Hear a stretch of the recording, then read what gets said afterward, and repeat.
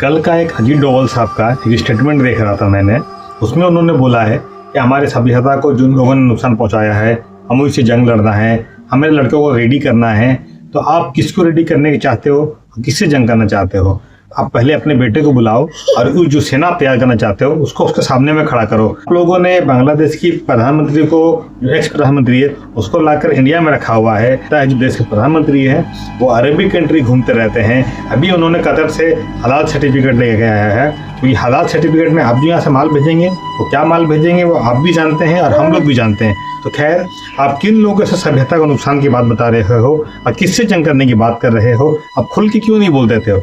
आप क्या कराना चाहते हो? अपने बच्चों को तो विदेशों में अच्छे स्कूलों में अच्छे माहौल में रख रहे हो और हमारे देश के बच्चे, हमारे देश के जो बच्चे हैं उनको एक ऐसे जेनोसाइड में, ऐसे युद्ध में उनको उतारना चाहते हो क्योंकि आपको पता है आपने काम तो किया नहीं है। और अगर ये पढ़ लिख लेंगे तो ये आपसे ही सवाल पूछेंगे। तो क्यों ना इनको एक ऐसे रास्ते में भटका दिया जाए जो देश को, आज इंडिया को सूडान बनाने की तैयारी आप लोग मुझे लगे हुए हैं। लेकिन आप देश को कहाँ लेके जाना चाहते हो? आप क्या मैसेज देना चाहते हो? या फिर मैं जो सोच रहा हूँ वो गलत है? आप किन से लड़ाई और किस बात की लड़ाई करना चाहते हो वो आप मुझे बता दो। क्योंकि सभ्यता की लड़ाई हर कौमों ने लड़ी है। किसने अपने सभ्यता के लिए जंग नहीं लड़ी? यहूदियों ने शुरुआत में अपने लिए जंग लड़ी, यहाँ तक कि ईसाइयों ने अपनी जंग लड़ी। यहाँ उनके हिसाब से को उन्होंने, यहूदियों ने सूली पर टांग दिया। और इस्लाम जब से शुरू हुआ उसमें आज तक जितना ज़्यादा प्रोपेगेंडा आज भी चल रहा है इस्लाम के खिलाफ पूरी दुनिया में, तो सब लोग को जनता ही है। तो मतलब हर कौम जो यहाँ पर है वो एक तरह के सभ्यता से जंग लड़ते लड़ते यहाँ तक पहुँची है।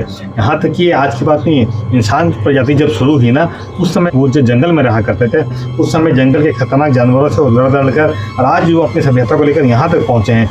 हर कोई अपने हिसाब से जंग लड़ चुका है, हर कोई अपने हिसाब से घायल है, हर किसी को तकलीफ है। अब इसका मतलब ये नहीं है कि मेरे पास ताकत है तो मैं आपका गला दबा दूं और मेरे पास ताकत नहीं है तो मैं आपके सामने हाथ जोड़कर बैठ जाऊं, ऐसा भी नहीं है। तो आप बोलना क्या चाहते हो, समाज को क्या मैसेज देना चाहते हो, आप खुलकर क्यों नहीं बोलते? क्यों लोगों को अंधेरे में रखकर एक ऐसा माहौल बना रहे हैं कि मतलब पता नहीं आप देश को कहाँ लेकर जाना चाहते हो?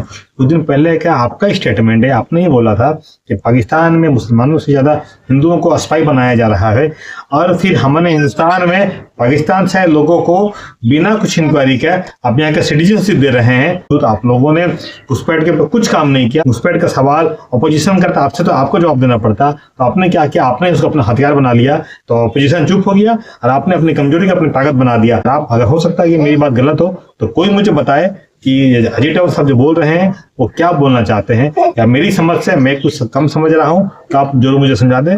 लेकिन हम सब एक अच्छे भारत का सपना देखते हैं, उसमें आप भी शामिल हो जाइए तो बहुत ही अच्छा है। तब तक के लिए अपना ख्याल रखिएगा, छोटों को प्यार, बड़ों को सम्मान देते रहिएगा, अपना ख्याल रखिएगा और अपनी आंखें